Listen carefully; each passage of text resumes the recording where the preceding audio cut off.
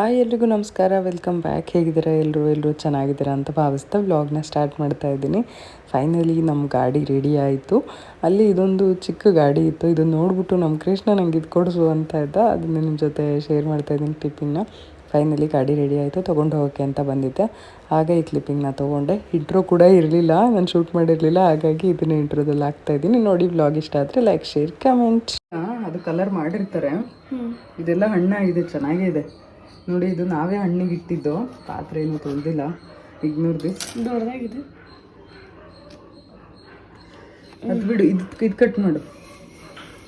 ಇದು ಸ್ವಲ್ಪ ಕಾಯಿದೆ ಇದು ಸ್ವಲ್ಪ ಇದು ಬಿಡಬೇಕಾಗಿತ್ತು, ಇನ್ನೊಂದು ದಿವಸ ಬಿಡ್ಬೇಕಾಯ್ತು ಕಣ. ಇದು ಕಟ್ ಮಾಡು. ಕಣ್ಣಾಳ ಹೋಯ್ತು. ಚೆನ್ನಾಗಿತ್ತು, ಅವಾಗಲೇ ಒಂದು ತಿಂದೆ ನಾನು, ತುಂಬ ಚೆನ್ನಾಗಿತ್ತು. ಅದೆಲ್ಲ ಹಾಳಾಗಿದೆ, ನಾವು ಮರ್ತೋಗ್ಬಿಟ್ಟಿದ್ದೀವಿ ತಾನೆ. ಮರ್ತೋಗ್ಬಿಟ್ಟಿದ್ವಿ. ಆರೆಂಜ್ ರಸ್ಪುರಿ ತಾನೆ ಇದು. ಹಿಂಗಿದೆ, ಹುಳಿ ಇದೆಯಾ? ಇದು ನೋಡು, ಎಲ್ಲ ಹಂಗೆ ಇಡೋದ ಈಗ. ಇನ್ನೇ ಇದೆಯಾ? ಇಷ್ಟೇ ಎಲ್ಲ ತೆಗೆದ್ಬಿಟ್ಟೆ.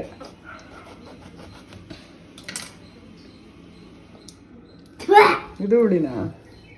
ಎಲ್ಲ ಜ್ಯೂಸ್ ಮಾಡ್ತೀನಿ ತಗೋ. ಇದೊಂದು ನೋಡು, ಇದು ಹಣ್ಣು ಆಗಿದೆ ಕಣ. ಇದು ಹುಳಿ ಅನ್ಸ್ತಿದೆ, ತಿನ್ ನೋಡು ಫಸ್ಟ್. ತುಂಬಾ ಹಣ್ಣಾಗಿದೆ ಇದು. ಹಂಗೆ ಕಟ್ ಮಾಡ್ಬಿಡ, ಇರು ನಾನು ಕಟ್ ಮಾಡ್ಕೊಡ್ತೀನಿ, ಕೊಡಿ, ಹಿಡ್ಕೊ ಇಲ್ಲಿ. ಅಲ್ಲಿಂದ ಮಾಡ್ಬಿಡ, ಇಲ್ಲೇ ಬಾ. ನಿನಗೆ ಕಟ್ ಮಾಡಕ್ ಬರಲ್ಲ ನಿನಗೆ ಫಸ್ಟ್. ನೋಡು,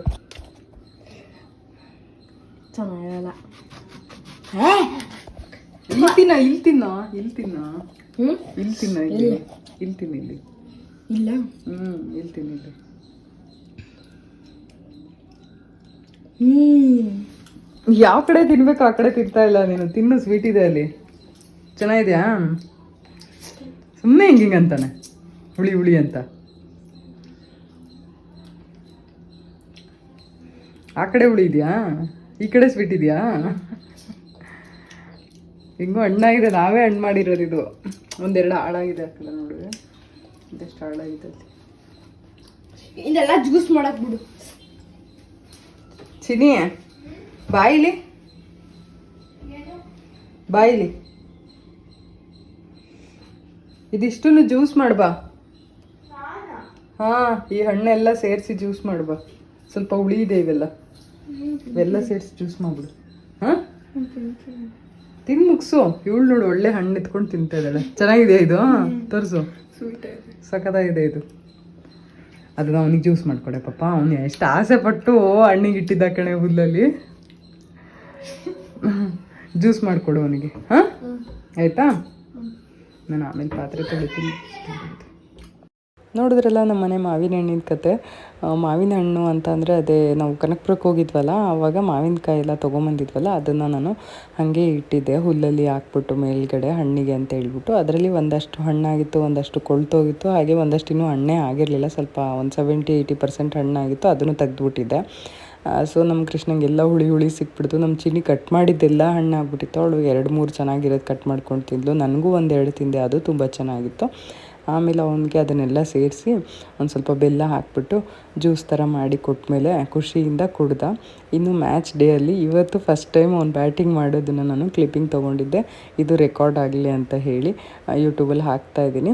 ಮಕ್ಕಳು ಏನು ಮಾಡಿದ್ರು ಚಂದ ಅಲ್ವಾ ನೋಡೋದಕ್ಕೆ. ಒಂದು ಖುಷಿ ಹೇಳಬೇಕು ಅಂತ ಅಂದರೆ ಅವರು ಸ್ಲೆಡ್ಜಿಂಗ್ ಎಲ್ಲ ಮಾಡಿಕೊಂಡು ಅಂತ ಅಂದರೆ ಈ ವಯಸ್ಸಲ್ಲಿನೇ ಅವರು ಬಾಲ್ ಹೊಡಿಲಿಲ್ಲ ಅಂದರೆ ಹತ್ತಿರ ಹೋಗಿ ಮಾತಾಡೋದು, ಇದೆಲ್ಲ ಮಾಡ್ತಾರೆ. ಒಂಥರ ಚೆನ್ನಾಗಿರುತ್ತೆ ನೋಡೋದಕ್ಕೂ. ಕುತ್ಕೊಂಡು ಅಷ್ಟೇ ಇಲ್ಲಿ ಓಡು ಓಡು ಅಂತಿರ್ತಾರೆ. ಓಡೋಕ್ಕಾಗಲ್ವ ನಿನಗೆ ಅಂತ ಇಲ್ಲಿ ಕುತ್ಕೊಂಡು ಏನೇನೋ ಮಾತಾಡ್ತಿರ್ತಾರೆ. ಅದೆಲ್ಲ ಚೆನ್ನಾಗಿರುತ್ತೆ. ಫೈನಲಿ ಗ್ರೌಂಡಲ್ಲಿ ಏನೇ ಆಡಿದ್ರು ಮತ್ತೆ ವಾಪಸ್ ಎಲ್ಲ ಈ ಕಡೆ ಬಂದಾಗ ಎಲ್ಲ ಫ್ರೆಂಡ್ಸು ಕೂತ್ಕೊಂಡು ಏನೇನು ಮಿಸ್ಟೇಕ್ ಆಯಿತು ಅಂತ ಡಿಸ್ಕಸ್ ಮಾಡ್ಕೊಳ್ತಾ ಇರ್ತಾರೆ. ನೀನು ಹಿಂಗೆ ಬ್ಯಾಟಿಂಗ್ ಮಾಡಬೇಕಾಗಿತ್ತು, ನೀನು ಹಿಂಗೆ ಫೀಲ್ಡಿಂಗ್ ಮಾಡಬೇಕಾಗಿತ್ತು, ನೀನು ಹಿಂಗೆ ಬೌಲಿಂಗ್ ಮಾಡಬೇಕಾಗಿತ್ತು, ನಿನ್ನ ಬಾಲಿಗೆ ನಾನು ಹೆಂಗೆ ಹೊಡೆದೆ, ಈ ಥರ ಎಲ್ಲ ಅವರವರೇ ಡಿಸ್ಕಸ್ ಮಾಡ್ಕೊಳ್ತಾ ಇರ್ತಾರೆ. ಚೆನ್ನಾಗಿರುತ್ತೆ ನೋಡಲಿಕ್ಕೆ. ಅಂದರೆ ಜಾಸ್ತಿ ಇದು ಮಾಡೋಕ್ಕೂ ಬಿಡಲ್ಲ, ಇವ್ರು ಕೋಚ್ಗಳು ಬೈತಾರೆ, ಇಲ್ಲಿ ಕುತ್ಕೊಂಡು ಜಾಸ್ತಿ ಮಾತಾಡೋಕ್ಕೆಲ್ಲ ಬಿಡಲ್ಲ. ಟ್ರೈ ಮಾಡ್ತಿರ್ತಾರೆ ಮಕ್ಕಳು, ಬಟ್ ಬೇಡ ಮಾತಾಡಬೇಡಿ ಅಂತ ಹೇಳ್ತಿರ್ತಾರೆ ಅವರು. ಹಾಗಾಗಿ ಅಷ್ಟೊಂದೇನಿಲ್ಲ, ಸ್ವಲ್ಪ ಡಿಸಿಪ್ಲಿನಾಗಿ ಮೇಂಟೈನ್ ಮಾಡ್ತಾರೆ. ನಮ್ಮ ಕೃಷ್ಣ ಕೂಡ ಫಸ್ಟ್ ಬ್ಯಾಟಿಂಗ್ ಹೋಗಿದ್ದ. ಅವನಿಗೆ ಫಸ್ಟ್ ಬ್ಯಾಟಿಂಗ್ ಹೋಗಿ ಇಷ್ಟ ಇಲ್ಲ, ಅವನಿಗೆ ಮಿಡ್ಲ್ ಆರ್ಡ್ರಲ್ಲಿ ಹೋಗಿ ಆಡಬೇಕು ಅಂತ ಇಷ್ಟ. ಬಟ್ ಅವನಿಗೆ ಫಸ್ಟ್ ಬ್ಯಾಟಿಗೆ ಕಳಿಸಿದ್ರು, ಓಪನಿಂಗ್ ಮಾಡೋಕ್ಕೆ ಕಳಿಸಿದ್ರು. ಅದರಲ್ಲೂ ಅವನು ನಾನು ನಾನ್ ಸ್ಟ್ರೈಕಲ್ಲಿ ಇರ್ತೀನಿ ಅಂತ ಅಂದ. ಇಲ್ಲ ಇವನು ಈ ಕಡೆ ಇರೋನು, ಇಲ್ಲ ನಾನು ನಾನ್ ಸ್ಟ್ರೈಕಲ್ಲಿ ಇರ್ತೀನಿ, ನಂಗೆ ಆಗಲ್ಲ ಫಸ್ಟ್ ಬ್ಯಾಟಿಂಗು ಅಂತೇಳಿ ಅವನೇ ಫಸ್ಟ್ ಬ್ಯಾಟಿಂಗ್ ಕಳಿಸ್ದ. ಸೊ ಅದನ್ನು ಕ್ಯಾಪ್ಚರ್ ಮಾಡಿಕೊಂಡೆ ನಾನು. ಇಷ್ಟು ದಿನದಲ್ಲಿ ಅವ್ನ ಬ್ಯಾಟಿಂಗ್ ನಾನು ಕ್ಯಾಪ್ಚರೇ ಮಾಡಿರಲಿಲ್ಲ. ಒಂದು 3 ಮ್ಯಾಚ್ ಆಯಿತು, ಇದು 4ನೇ ಮ್ಯಾಚು. ಪ್ರಾಕ್ಟೀಸ್ ಮ್ಯಾಚ್ ಒಂದು ಸೇರಿ 5ನೇ ಮ್ಯಾಚ್ ಅವನು ಇವಾಗ ಆಟ ಆಡ್ತಾ ಇರೋದು. ಇಲ್ಲಿವರೆಗೂ ಮ್ಯಾಚ್ಗಳು ಆಡೇ ಇಲ್ಲ ಅವನು. ಲಾಸ್ಟ್ ಇಯರ್ ಏನೋ ಒಂದೇ ಒಂದು ಮ್ಯಾಚ್ ಆಡಿದ್ದ ಅಂತ ಅನಿಸುತ್ತೆ. ಯಾವುದೋ ಒಂದಕ್ಕೆ ಕಳಿಸಿದ್ದೆ ನಾನು ಮ್ಯಾಚ್ ಆಡಲಿಕ್ಕೆ ಹೊರಗಡೆ, ಅಂದರೆ ಈ ಗ್ರೌಂಡಲ್ಲಿ ಇರಲಿಲ್ಲ ಅವ್ರಿಗೆ, ಎಲೆಕ್ಟ್ರಾನಿಕ್ ಸಿಟಿಯಲ್ಲೆಲ್ಲೋ ಇತ್ತು, ಅಲ್ಲಿಗೆ ಹೋಗಿದ್ದ. ಇನ್ನು ಇಲ್ಲಿಗೆ ಸಮ್ಮರ್ ಕ್ಯಾಂಪ್ ಮುಗಿಯುತ್ತೆ. ಇದಾದಮೇಲೆ ಇನ್ನು ರೆಗ್ಯುಲರ್ ಕ್ಯಾಂಪ್ ಅಂತ ಅಂದರೆ ಡೈಲಿ ಕ್ಯಾಂಪ್ ಶುರು ಆಗುತ್ತೆ. ಸಮ್ಮರ್ ಕ್ಯಾಂಪ್ May 17th ಮುಗ್ದೋಗುತ್ತೆ ಇವರಿಗೆ. ಚಿಕನ್ ಸಾಂಬಾರಿಗೆ ರೆಡಿ ಮಾಡಿಟ್ಟಿದ್ದೀನಿ. ಇದು ಬಂದು ಈರುಳ್ಳಿ ಸ್ಲೈಸ್ ಮಾಡ್ಕೊಂಡಿದ್ದೀನಿ ಬಿರಿಯಾನಿಗೆ ಅಂತ, ಒಗ್ಗರಣೆಗೆ ಹಾಕ್ಬಿಡ್ತಾ ಇದ್ದೀನಿ. ಎಣ್ಣೆ ಮತ್ತು ಎಲ್ಲ ಹಾಕಿದ್ದೀನಿ. ರೆಸಿಪಿ ಏನು ತೋರಿಸಲ್ಲ, ಆಲ್ರೆಡಿ ಸುಮಾರು ಸರಿ ತೋರಿಸ್ಬಿಟ್ಟಿದ್ದೀನಿ ನಾನು ರೆಸಿಪಿ.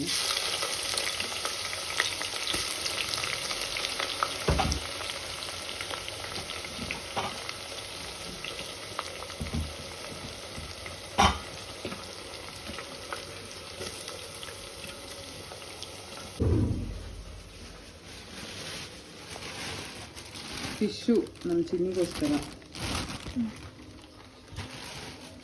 ನೆಕ್ಸ್ಟು ಸೌತೆಕಾಯಿ. ಯಾವ ಫಿಶ್ಶು? ಬಾಂಗ್ಡೆ ಫಿಶ್.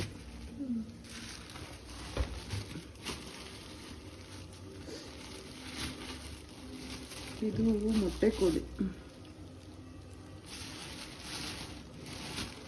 ಇವತ್ತು ಫಿಶ್, ಮಟನ್ ಒಂದು ಕಮ್ಮಿ ಇತ್ತು ಅಷ್ಟೇ. ಇದು ಬಾಯ್ಲರ್ ಕೋಳಿ, ಇದು ಬಿರಿಯಾನಿಗೆ, ಬಾಯ್ಲರ್ ಕೋಳಿ ಬಿರಿಯಾನಿ. ಫಸ್ಟು ಇದು ಇವಾಗ ತಿಂಡಿಗೆ ಬಿರಿಯಾನಿ ಮಾಡಿಬಿಡ್ತೀನಿ. ರೆಸಿಪಿ ಏನು ಬೇಡ.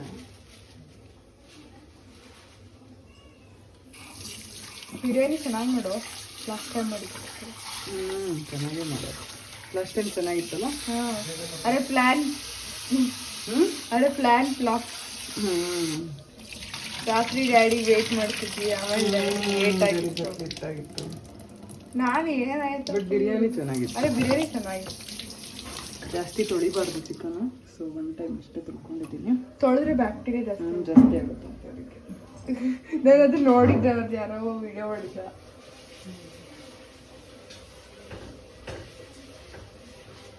ಕುಕ್ಕಿಂಗಲ್ಲೆಲ್ಲ ಹೋಗುತ್ತೆ ಅಂತ ಮುಂಚೆನೇ ಗೊತ್ತಿತ್ತು ಅವ್ರಿಗೆ. ಸೈನ್ಸ್ ಅಂತ ಅಲ್ಲ, ಸೈಂಟಿಫಿಕ್ ಆಗಲ್ಲ, ಟ್ರೆಡಿಷ್ನಲ್ ಆಗಿ ಅವರು ಇದನ್ನು ಇವಾಗ ಅದು ಸೈನ್ಸ್ ಅಂತ ಮಾಡಿರೋದು. ಅವಾಗೆಲ್ಲ ಟ್ರೆಡಿಷ್ನಲ್. ಚಿಕನ್ ತೊಳೆದ್ರೆ ರುಚಿ ಹೋಗುತ್ತೆ ಅಂತ ಹೇಳ್ತಾರೆ ಊರಲ್ಲಿ. ನಾನು ತೊಳೆದೇ ಹಂಗೆ ಹಾಕ್ತಿರಲ್ಲ ಚಿಕನ್ ಅಂತ ಅಂದರೆ ಊರಲ್ಲಿ. ಚಿಕನ್ ತೊಳೆದ್ರೆ ಟೇಸ್ಟ್ ಬರಲ್ಲ, ಅದು ಕಟ್ ಮಾಡಿದ್ರೆ ಹಂಗೆ ಹಾಕ್ಬೇಕು, ಅದೇನು ಗಲೀಜಾಗಿರೋಂಗಿಲ್ಲ ಆ ಥರ. ಮಾಂಸ ನಿಂತಿರುತ್ತೆ ಸ್ವಲ್ಪ ಅಷ್ಟೇ. ಗಲೀಜೇನು ಆಗಿರಲ್ಲ, ಅದು ಬೆಂದರೆ ಎಲ್ಲ ಅಂದರೆ ಕುದ್ರೆ ಬ್ಯಾಕ್ಟೀರಿಯಾ ಎಲ್ಲ ಕಿಲ್ ಆಗುತ್ತೆ ಅಂತ ನಂಬಿಕೆ. ಅದೊಂಥರ ಕುದಿಯುತ್ತಲ್ಲ ಅಡುಗೆ, ಯಾವುದೇ ಅಡುಗೆ ಆಗಲಿ ತರಕಾರಿ ಆಗಲಿ ಕುದ್ರೆ ಅದರಲ್ಲಿರೋ ಬ್ಯಾಕ್ಟೀರಿಯಾ ಎಲ್ಲ ಕಿಲ್ ಆಗುತ್ತೆ ಅಂತ. ಅವಾಗಿನವರು ಎಷ್ಟು ಇದು ಮಾಡ್ತೀವಿ, ಇವಾಗೆಲ್ಲ ಚೇಂಜ್. ಇವತ್ತು ಬೆಳಗ್ಗೆ ತಿಂಡಿಗೆ ಬಿರಿಯಾನಿ ಮಾಡಬೇಕು ಅಂತ ಹೇಳಿ ಪ್ಲ್ಯಾನ್ ಮಾಡಿಕೊಂಡು ನಾನು ವೆಯ್ಟ್ ಮಾಡ್ತಾ ಇದ್ದೆ. ಇವತ್ತು ಸ್ವಲ್ಪ ಕೆಲಸ ಜಾಸ್ತಿನೇ ಆಯಿತು ಅಂತ ಹೇಳ್ಬೋದು. ಬೆಳಗ್ಗೆ ಸ್ವಲ್ಪ ಬೇಗನೆ ಎದ್ದಿದ್ದೆ, ಮ್ಯಾಟ್ ಎಲ್ಲ ತುಳಿಯೋದಿತ್ತು, ಹಾಗೆಯೇ ಸ್ವಲ್ಪ ಹೊರಗಡೆ ಎಲ್ಲ ಮಳೆ ಬಂದು ಎಲ್ಲ ಸ್ವಲ್ಪ ಗಲೀಜಾಗಿತ್ತು, ಅದೆಲ್ಲ ಕ್ಲೀನ್ ಮಾಡ್ಕೊಳ್ಳೋದಿತ್ತು. ಮತ್ತು ಒಂದಷ್ಟು ಎಲ್ಲ ಬೇಡದೇ ಇರೋ ವಸ್ತುಗಳನ್ನೆಲ್ಲ ಎತ್ತಿಟ್ಟಿದ್ವಿ, ಅದನ್ನೆಲ್ಲ ಸ್ವಲ್ಪ ಡ್ರೈ ಕಸಕ್ಕೆ ಹಾಕೋದಿತ್ತು. ಅದು ಡ್ರೈ ಕಸ ಬಂದ್ಬಿಟ್ಟು ಸಂಡೇ ಮತ್ತು ವೆಡ್ನೆಸ್ಡೇ ಮಾತ್ರ ಬರುತ್ತೆ. ಮತ್ತು ಸಂಡೇ ಬಿಟ್ಟರೆ ಇನ್ನು ವೆಡ್ನೆಸ್ಡೇ ತನಕ ವೆಯ್ಟ್ ಮಾಡಬೇಕು ಅಂತ ಹೇಳಿ ನಾನು ಅದಕ್ಕೆ ಕಸಕ್ಕೋಸ್ಕರ ವೆಯ್ಟ್ ಮಾಡ್ತಾಯಿದ್ದೆ. ಇದರಿಂದ ಸ್ವಲ್ಪ ಬೇಗ ಎದ್ದಿದ್ದೆ. ಅದು ಇದು ಕ್ಲೀನ್ ಮಾಡ್ಕೊಳ್ಳೋದು ಇದ್ದೇ ಇರುತ್ತಲ್ಲ ಮನೆ ಅಂತ ಅಂದಮೇಲೆ ನಾವು ಅಂದ್ಕೊಳ್ತೀವಿ ಏನು ಬಿಡು ಅಂತ ಹೇಳಿ. ಆದರೆ ಸಂಡೇ ಬಂದಾಗ ಒಂದು ಸ್ವಲ್ಪ ನೆನಪಾಗುತ್ತೆ ಏನೇನಾದ್ರು ಕ್ಲೀನ್ ಮಾಡ್ಕೋಬೇಕು ಅಂತೇಳಿ. ಹಾಗಾಗಿ ನಾನಂತೂ ಸ್ವಲ್ಪ ಪ್ರೊಡಕ್ಟಿವ್ ಡೇ ಆಯಿತು ಅಂತ ಹೇಳ್ಬೋದು ಇವತ್ತು. ಚೆನ್ನಾಗಿ ಕೆಲಸಗಳೆಲ್ಲ ಆಯಿತು. ಬೆಳಗ್ಗೆ ಬೇಗ ಎದ್ದಿದ್ದಕ್ಕೂ ಎಲ್ಲ ಕ್ಲೀನ್ ಆಯಿತು. ಹೊರಗಡೆ ಎಲ್ಲ ಸ್ವಲ್ಪ ಟೆರಸ್ಸು, ಇಲ್ಲಿ ಹೊರಗಡೆ ಪ್ಯಾಸೇಜು ಇಲ್ಲೆಲ್ಲ ಸ್ವಲ್ಪ ಕ್ಲೀನ್ ಆಯಿತು. ಅದಾದಮೇಲೆ ನಾನ್ ವೆಜ್ ಮಾಡೋಣ ಅಂತ ಪ್ಲ್ಯಾನ್ ಮಾಡ್ಕೊಂಡು, ಅಂದರೆ ಹಿಂದಿನ ದಿನವೇ ಏನೂ ಅಂದ್ಕೊಂಡಿರಲಿಲ್ಲ ನಿಜವಾಗ್ಲೂ ನೆಕ್ಸ್ಟ್ ಡೇ ನಾನ್ ವೆಜ್ ಮಾಡಬೇಕು ಅಂತೇಳಿ. ನನಗೆ ಬೇರೆಯೇ ಪ್ಲ್ಯಾನ್ ಇತ್ತು. ಬಟ್ ಆಮೇಲೆ ಮಕ್ಕಳು ಉಪ್ಪಿಟ್ಟು ಬೇಡ, ಅದು ಮಾಡು ಇದು ಮಾಡು ಚಪಾತಿ ಮಾಡು ಅಂತೆಲ್ಲ ಹೇಳ್ತಾಯಿದ್ರು. ಸರಿ ಆಯಿತು ಇದೆಲ್ಲ ಬೇಡ ರಿಸ್ಕು, ಬಿರಿಯಾನಿ ಮಾಡಿಬಿಡೋಣ ಅಂತ ಹೇಳಿ ಅಂದ್ಕೊಂಡು ಆವಾಗ ತರಕ್ಕೆ ಹೇಳಿದ್ದು. ಸೊ ಅಲ್ಲೇ ಇನ್ನು ಕೊತ್ತಂಬರಿ ಪುದೀನ ಇರಲಿಲ್ಲ ಮನೆಯಲ್ಲಿ, ಮುಗ್ದೋಗಿತ್ತು. ಸೊ ಅದನ್ನು ಕೂಡ ತರಿಸ್ಕೊಂಡಿದ್ದೆ. ಅದನ್ನು ತಂದ ಮೇಲೆ ಮತ್ತು ಇವಾಗ ಅದನ್ನು ಕೂಡ ಗ್ರೈಂಡ್ ಮಾಡಿಕೊಂಡು ಮಾಡ್ತಾ ಇರೋವಂಥದ್ದು. ನನ್ನ ರೆಸಿಪಿ ಏನು ನಿಮ್ಮ ಜೊತೆ ಶೇರ್ ಮಾಡ್ಕೊಳ್ತಾ ಇಲ್ಲ. ನಾನು ಆಲ್ರೆಡಿ ಸಾಕಷ್ಟು ಬಾರಿ ಬಿರಿಯಾನಿ ರೆಸಿಪಿನ ಶೇರ್ ಮಾಡಿದ್ದೀನಿ. ತುಂಬಾ ಚೆನ್ನಾಗಿರುತ್ತೆ, ಈ ಥರ ಮಾಡಿ ನೋಡಿ, ಸಖತ್ ಇಷ್ಟ ಆಗುತ್ತೆ. ನಮ್ಮ ಮನೇಲಿ ಎಲ್ಲರಿಗೂ ಇಷ್ಟ, ನಮ್ಮ ಮನೇಲಿ ಅಂತ ಅಲ್ಲ, ಇದನ್ನು ತಿಂದಿರೋರು ಎಲ್ಲರಿಗೂ ಇಷ್ಟ ಆಗೇ ಆಗುತ್ತೆ ಪಕ್ಕ, ಅದಂತೂ 100%. ನನ್ನ ವೀಡಿಯೋಸಲ್ಲಿ ಇರುತ್ತೆ, ಹಳೆಯ ವೀಡಿಯೋಸಲ್ಲಿ ಚೆಕ್ ಮಾಡಿ ನೋಡಿ, ಟ್ರೈ ಮಾಡಿ. ಹಾಗೆಯೇ ಹೇಗೆ ಬಂತು ಅಂತ ಕಮೆಂಟ್ ಸೆಕ್ಷನಲ್ಲಿ ಕಮೆಂಟ್ ಮಾಡಿ ತಿಳಿಸಿ. ಇದು ನಮ್ಮ ಪ್ರೋಟೀನ್ ಪೌಡರ್ನ ವೆಯ್ಟ್ ಲಾಸ್ಗೆ ಯೂಸ್ ಮಾಡ್ಬೋದಾ ಅಂತ ಕೇಳ್ತಾ ಇದ್ದರೆ, ಖಂಡಿತವಾಗ್ಲೂ ನಾನು ಇದ್ರ ಬಗ್ಗೆ ಅನಿಲ್ ಹತ್ರ ಮಾತಾಡಿಸ್ತೀನಿ. ಅವರು ನೀಟಾಗಿ ಕ್ಲಾರಿಟಿ ಕೊಡ್ತಾರೆ ಯಾವ ರೀತಿ ವೆಯ್ಟ್ ಲಾಸ್ಗೆ ಯೂಸ್ ಮಾಡಬೇಕು ಅಂತೇಳಿ. ಅವರು ಯೂಸ್ ಮಾಡ್ತಾ ಇರೋದ್ರಿಂದ ರೆಗ್ಯುಲರ್ ಆಗಿ ಅವರ ಫ್ಯಾಟ್ ಪರ್ಸೆಂಟೇಜ್ ಎಲ್ಲ ಪರ್ಫೆಕ್ಟಾಗಿದೆ. ಸೊ ಹಾಗಾಗಿ ಅವರೇ ನಿಮಗೆ ಇದ್ರ ಬಗ್ಗೆ ಕ್ಲಾರಿಟಿ ಕೊಡ್ತಾರೆ, ಯಾವ ರೀತಿ ಫಿಸಿಕಲ್ ಆ್ಯಕ್ಟಿವಿಟಿ ಹಾಗೆಯೇ ಅದನ್ನು ಹೇಗೆ ಮೇಂಟೈನ್ ಮಾಡೋದು ಅಂತ ಹೇಳಿ. ಮೊಟ್ಟೆ ಕೋಳಿ ತಂದಿದ್ರಲ್ವಾ, ನಾನು ತಪ್ಪಿದ್ದು ಹೇಳಿ ನಿಮ್ಗೆ ಫೋನ್ ಮಾಡಿ. ಸಕ್ಕತ್ತಾಗಿರುತ್ತೆ, ತುಂಬ ಸಿಂಪಲು, ಆದರೆ ಸಕ್ಕತ್ತಾಗಿದೆ. ಸಾರು ವಿಷಲ್ ಆಗ್ತಾ ಇರು, ಎಲ್ಲರಿಗೂ ಎಲ್ಲರಿಗೂ ಮೊಟ್ಟೆ ನನಗೂ ಮೊಟ್ಟೆ ಉಳಿಸೋಗುಂಡು. ಒಬ್ಬನೇ ಕೂಡ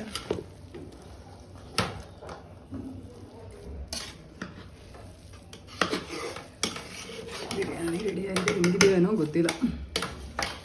ಆ ಕುಕ್ಕರಲ್ಲಿ ಹಾಕ್ದೆ, ಅದರಲ್ಲಿ ಸಾಕಾಗಲಿಲ್ಲ, ಈ ಕುಕ್ಕರಲ್ಲಿ ಹಾಕ್ದೆ ಅಂತ ಹಾಕ್ಲಾ. ಇಲ್ಲಿ ಕೃಷ್ಣ ನಿಂಗೆ ಹಾಕ್ತೀನಿ.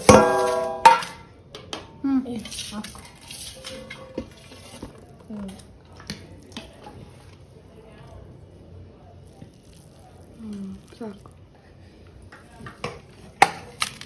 ಕೃಷ್ಣ, ಇಡಿ ಸಾರಿನೂ ಆಗಿಲ್ಲ, ಆಗ್ತಾ ಇಲ್ಲ. ಕೊಡಲಿ ನಾನು ಹಾಕ್ತೀನಿ, ತಗೊಂಡು ಅದು ಮಾಡಿ. ಇನ್ನೇನಾದ್ರಲ್ಲಿ ಪಲ್ಯ ಗಿಲ್ಲ ಬೇಕಾ? ಸಾಕಷ್ಟು ಕೃಷ್ಣ, ಸಾಕು. ಇರು, ಅದೊಂದು ಬರುತ್ತಲ್ಲ, ಅದು ಮೊಟ್ಟೆ ಇಷ್ಟು ಚಿಕ್ಕ ಚಿಕ್ಕದಿರುತ್ತಲ್ಲ ಅದು, ಅದೆಲ್ಲ ಹಾಕಿದ್ದೀನಿ, ಅದರಲ್ಲೇ ಮಿಕ್ಸ್ ಆಗಿದೆ ಎಲ್ಲ ಇದರಲ್ಲಿ.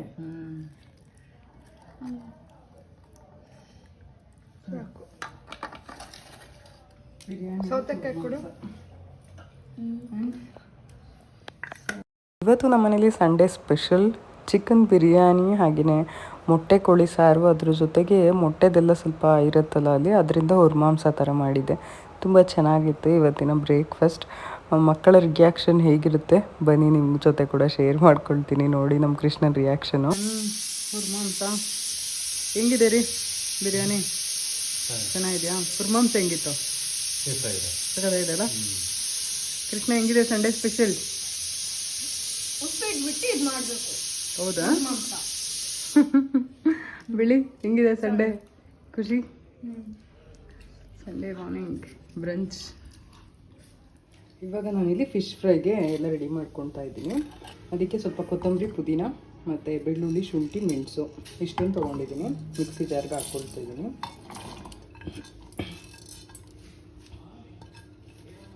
ಲಾಸ್ಟ್ ಟೈಮ್ ಬಾಳೆ ಎಲೆ ತವಾ ಫ್ರೈ ಮಾಡಿದಾಗ ತೋರಿಸಿರ್ಲಿಲ್ಲ ರೆಸಿಪಿ, ಇವತ್ತು ತೋರಿಸೋಣ ಅಂತ. ಬಟ್ ಇವತ್ತೇನು ಬಾಳೆ ಎಲೆಯಲ್ಲಿ ಮಾಡ್ತಾಯಿಲ್ಲ, ಹಾಗೆ ಮಾಡ್ತಾಯಿದ್ದೀನಿ.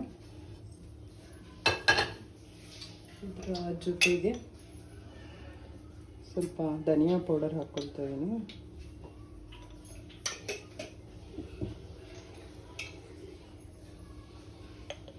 ಹಾಗೇನೋ ಒಂದು ಸ್ವಲ್ಪ ಅರಿಶಿನ ಪುಡಿ,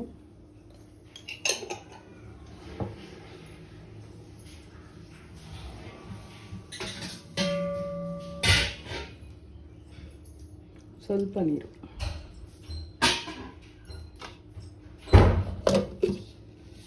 ರುಬ್ಕೊಳ್ಳೋಣ ಇದನ್ನ. ಹೇಳಬೇಕಂದ್ರೆ ಫಿಶ್ ತರೋ ಯಾವ ಪ್ಲ್ಯಾನು ಇರಲಿಲ್ಲ, ಆದರೆ ನಮ್ಮ ಚಿನ್ನಿ ಫಿಶ್ಶು ಅಂತ ತುಂಬ ಇಷ್ಟಪಡ್ತಾಳೆ. ಸೊ ಮತ್ತೆ ಅಲ್ಲಿಗೆ ಹೋದರೆ ಅಲ್ಲೆಲ್ಲ ಫಿಶ್ಶು, ನಾನ್ ವೆಜ್ ಎಲ್ಲ ಏನೂ ಸಿಗೋಲ್ಲ, ಬರೀ ವೆಜ್ ಅಡುಗೆ ಮಾತ್ರನೇ. ನಾವೇನಾದ್ರು ಹೋದರೆ ಮಾತ್ರ ಅವಳಿಗೆ ಹೊರಗಡೆ ಕೊಡಿಸ್ಬೇಕಷ್ಟೇ ನಾನ್ ವೆಜ್ನ. ಇನ್ನು ಹಾಸ್ಟೆಲಲ್ಲೆಲ್ಲ ನಾನ್ ವೆಜ್ ಎಲ್ಲ ಇಲ್ಲ. ಸೊ ಹಾಗಾಗಿ ಬಿಡು, ಅವಳು ಇಷ್ಟಪಟ್ಟಿದ್ದಾಳೆ ಅಂತ ಹೇಳ್ಬಿಟ್ಟು ಫಿಶ್ ಕೂಡ ತಂದರು.